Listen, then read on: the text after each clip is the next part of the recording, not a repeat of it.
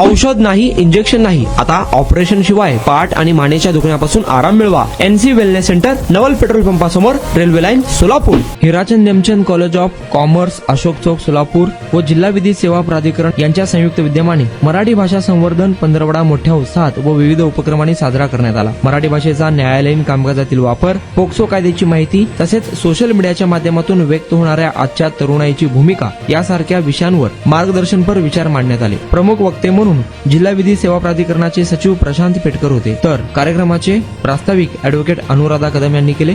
प्राध्यापक अजित देवसाळे यांनी मराठी भाषा संवर्धन पंधरवड्याचे महत्त्व सांगितले. यावेळी महाविद्यालयाचे प्राचार्य डॉक्टर सत्यजित शहा, प्राध्यापक भीमगोंडा पाटील, योगनाथ माळी उपस्थित होते. सूत्रसंचालन कोमल चव्हाण यांनी केले. आभार राहुल बिराजदार यांनी मानले. या निमित्ताने घेण्यात आलेल्या निबंध लेखन स्पर्धेत प्रथम क्रमांक गिरिजा चौगुले, द्वितीय क्रमांक ज्ञानेश्वरी श्रीराम घायाळ, तृतीय क्रमांक सुदीप भंडारे यांनी पटकावले.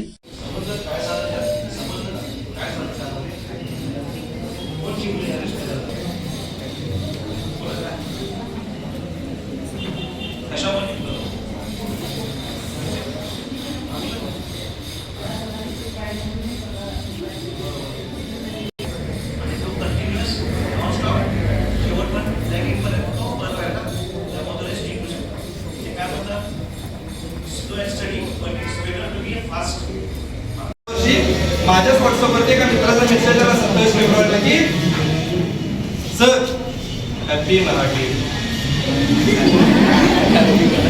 कसं करायचं? मग त्यावेळेस कुठेतरी वाटलं की शासनाला ही मराठी विषयी असलेले जागरूक काही वाढायला हवे.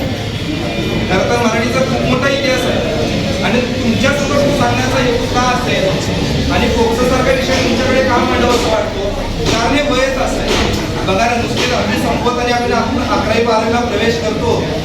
कुठेतरी कोकणात एखादी मुलगी आणि कोकणात एखादा मुलगा आपल्याला खुणावतो आणि सुरेश भटांनी किती सुंदर लिहून ठेवलंय, बोटीनं अद्याप आले नाव माझ्या निवड शोधण्याचा माझा स्वभाव नाही. आणि एका ठिकाणी सलील कुलकर्णी लिहितात, संदीप खरे लिहितात, तुला बघताच हिशोब चुकला होता आणि अमावशेला चंद्र पाहिला होता.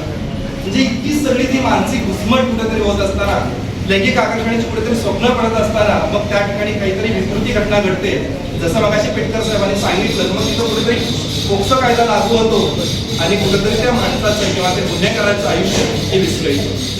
वैध इतिहास तो 1878 एक कवी लिहितात की कोणीतरी मस्ती केली म्हणे, माणूसची सक्ती केली म्हणे, अशाच माणसानं करता करता तो कॉलेजमध्ये आला म्हणे आणि चुकून एखादा मेसेज स्नॅपचॅट वरती पाठवला म्हणे.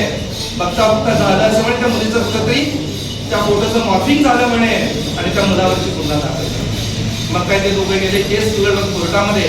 आणि आता अवस्था अशी व्हायला लागली होती की मी बसत किंवा उभारत नव्हतो, तर जास्तीत जास्त झोपून राहायचा प्रयत्न करायचो. सलगपणे आपण एखादं काम करायला लागलो की बॅकमध्ये पेन येतोय. सुरुवातीला मी त्याला इग्नोर करायचा प्रयत्न केला. त्याच्यानंतर मला जाणवलं की इग्नोर करून हे काही कमी होत नाही. या ट्रीटमेंटच्या दरम्यान मला कुठल्याही गोळ्या किंवा इंजेक्शन घेण्यासाठी सुचवलं गेलं नाही. मला पाठदुखीचा खूप त्रास होता. आयुष हॉस्पिटल जयसिंगपूरमध्ये दाखवलं. त्यांनी त्यावर मला सर्जरीचा सल्ला दिला. त्यामुळे मी आज साधारणपणे 90% पर्यंत रिलीफ आहे. 1 वर्षापासून कंबरदुखीचा त्रास जाणवू लागला. जवळपास माझे आज 20 सेशन झाले, तर मी आज ठणठणीत बरा आहे. खरोखरच मी ह्या सर्वांचा आभारी आहे. मला 1 मिनिटही बसता येत नव्हतं, परंतु एनसी वेलनेस मध्ये मला ट्रीटमेंट घेतल्यानंतर आता जवळजवळ 1 तास बसता यायला लागला आहे.